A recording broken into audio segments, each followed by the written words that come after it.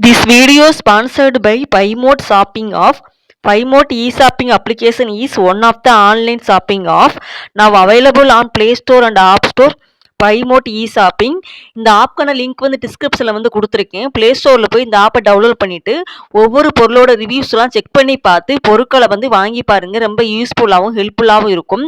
மற்ற வெப்சைட்டுகளை விட பொருள் ரொம்ப தரமாகவும் விலை வந்து ரொம்ப கம்மியாகவும் இருக்கும். நமக்கு வந்து ஃப்ரீ டெலிவரியும் பண்ணுறாங்க.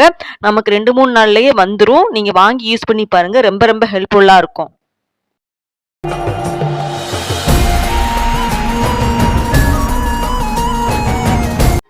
ஒரு ஊர்ல ஒரு அரசர் வந்து இருந்தாரு.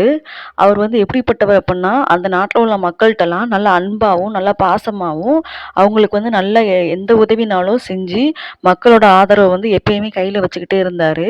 அவர் வந்து அந்த நாட்டு அவரோட நாட்டோட மக்கள்ட்ட மட்டும் அந்த மாரி அன்பா இல்லாம, பக்கத்து நாட்டோட மக்களோடையும், பக்கத்து நாட்டோட மன்னர்களோடையுமே எப்பயுமே சந்தோஷமாகவும், அன்பாகவும், ஒரு உதவி செய்யும் ஒரு நல்ல மன்னராகவும் வாழ்ந்து வந்தாரு. ஒரு நாள் என்ன ஆகுது அப்படின்னா, அவருக்கு வந்து பர்த்டே வந்து வருது. அந்த பர்த்டே வந்து நல்லா சிறப்பா கொண்டாடணும் அப்படின்னு சொல்லிட்டு பக்கத்து நாட்டோட மன்னர்கள் எல்லாத்துக்கும் அழைப்பு விடுக்குறாங்க.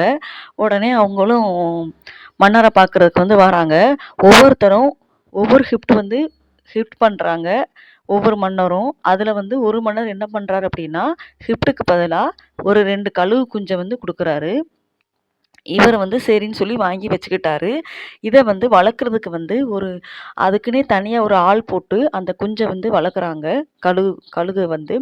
இப்ப வந்து வளர்ந்துகிட்டே இருக்கும்போது ஒரு காலகட்டத்தில வந்து நல்லா பெருசாயிருது. பெருசானோன ஒரு நாள் வந்து மன்னர் வந்து அந்த கழுக வந்து பார்க்க வராரு. அப்ப வந்து அந்த வளர்க்குறாங்கல்ல, அவங்க கிட்ட போய் கேட்குறாரு. இந்த மாரி எனக்கு வந்து கழுகு வந்து பறந்து பார்க்கணும். எவ்வளோ உயரத்துக்கு பறக்குதுன்னு சொல்லி பார்க்கணும். எனக்கு அது ரொம்ப ஆசையா இருக்கு. அதனால இந்த மாரி நான் அடுத்த வாரம் நான் இந்த நாள்ல வந்து வருவேன். நீங்க வந்து அன்னைக்கு வந்து எனக்கு வந்து கழுக வந்து பறக்க வச்சு காட்டணும் அப்படின்னு சொல்லிட்டு சொல்லுவாரு. சொன்னோன அந்த கழுக வளர்க்கவங்களும், சரி மன்னா நான் இது பண்ணி காட்டுறேன். ஏன்னா, அந்த கழுகு குஞ்சு வந்து தாய் இல்லாம இருக்கிறனால, அதுக்கு வந்து அதால செய்ய முடியாது. ஏன்னா, தாய் இருந்துச்சு அப்படின்னா, அது வந்து எப்படி பறக்கணும், எப்படி அது சாப்பிடணும் எல்லாமே சொல்லிக் குடுப்பாங்க. அது இல்லாதனால இவர் தான் சொல்லிக் குடுக்கணும். அதனால சரின்னு சொல்லிட்டு போயிருவாரு. அதேபோல அந்த நாளும் வருது. இவர் அந்த நாள் திருப்பி வந்துர்றாரு. வந்தப்ப சரி பறக்க விடுங்க அப்படின்னு சொல்லும்போது, 2 பருகு அந்த பெருசானோன அத வந்து பருந்துன்னு சொல்லுவாங்க. அந்த பருந்து வந்து என்ன ஆகுதுன்னா, 2 மரக்கிளையில வந்து விட்டுறாங்க. விட்டோனே அப்படியே ஒண்ணு ரொம்ப ரொம்ப உயரத்தில வந்து பறக்குது. 2வது கழுகு வந்து என்ன பண்ணும், கொஞ்சம் தொலை பறக்குது. திருப்பி அந்த கிளையிலேயே வந்து உட்காந்துருது. மறுபடியும் கொஞ்சம் தொலை பறக்குது. மறுபடியும் அதே கிளையிலேயே வந்து உட்காந்துருது. அவ்வளோ தொலைக்கு வந்து பறக்க முடிக்குது. மன்னருக்கு வந்து அந்த 2 பருந்துமே ரொம்ப உயரத்தில பறக்கணும் அப்படின்னு சொல்லிட்டு அவருக்கு வந்து ரொம்ப ஆசையா இருக்கும். அதனால அவர் வந்து அவர்ட்ட வந்து சொல்லுவாரு, இந்த மாரி ஏன் உங்களால பறக்க வைக்க முடியலன்னு சொல்லி கேட்பாரு. மன்னா நானுமே நெறைய முயற்சி பண்ணி பார்த்தேன் மன்னா. நான் சாப்பாட்டு ஐட்டங்கள் எல்லாமே மாத்தி மாத்தி குடுத்து பார்த்தேன். அதுக்கான முயற்சியெல்லாம் நான் பண்ண தான் செஞ்சேன். ஆனா, அந்த பருந்து வந்து அத விட்டு தாண்டி வந்து பறக்க மாட்டேங்குது அப்படின்னு சொல்லிட்டு சொல்லுவாரு. உடனே இவர் என்ன பண்ணுவாரு, பக்கத்து நாடு அங்க உள்ள மக்கள்ட்ட எல்லாருமே இந்த மாரி யார் வந்து அந்த கழுக வந்து பறக்க வைக்கிறீங்களோ, அவங்களுக்கு வந்து 1000 பொற்காசுகள் வந்து தருவோம் அப்படின்னு சொல்லிருவாரு. சொன்னோனே எல்லாருமே வந்து ட்ரை பண்ணி பார்ப்பாங்க. அதில வந்து படிக்காத ஒருத்தர் தான். அவரும் வந்து பார்ப்பாரு. வந்து பார்த்துட்டு கழுகு வந்து பறக்க வைக்கிறதுக்கு என்ன பண்ணலான்னு யோசிக்கும்போது, அந்த மரக்கிளைய வந்து உடைச்சு விட்டுருவாரு. உடனே அந்த கழுகு வந்து ரொம்ப உயரத்தில வந்து பறந்துரும்.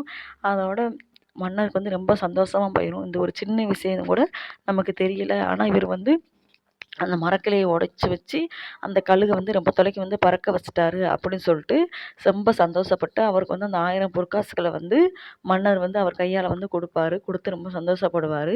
இதே போல தான் இந்த கதையிலேருந்து நமக்கு வந்து என்ன தெரியுது அப்படின்னா, நம்மளும் முயற்சி செய்யணும். முயற்சி செஞ்சு இப்போ ஒரு வேலையில இருக்கோம் அப்படின்னா, அந்த வேலையில மட்டுமே இருக்கக்கூடாது.